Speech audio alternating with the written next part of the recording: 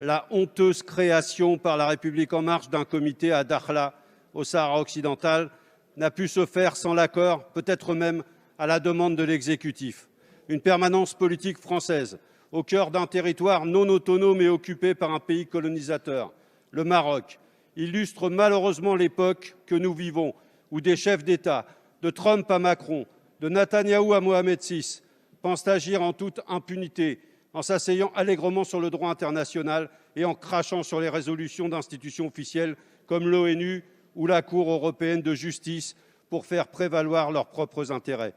C'est le règne de la toute-puissance et celui du scandale d'une diplomatie de compromis cynique qui sacrifie en l'occurrence le droit du peuple sahraoui à l'autodétermination.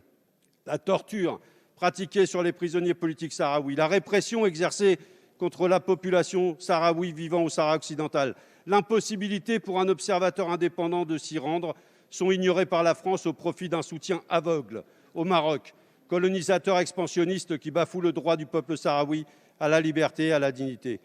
Tout est fait pour marginaliser la question du Sahara occidental et la France est complice de la poursuite du peuplement marocain, de l'ouverture au business et de l'exploitation plus systématique de ses ressources. Monsieur le Premier ministre,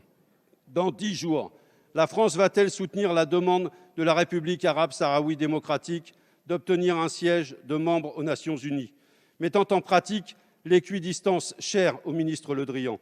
Le peuple sahraoui est un peuple digne, décidé à poursuivre son combat jusqu'à ce que la communauté internationale respecte enfin ses droits à la liberté, à l'autodétermination et pourquoi pas à l'indépendance. N'est-il pas temps, Monsieur le Premier ministre, pour notre pays de retrouver le chemin de la justice ?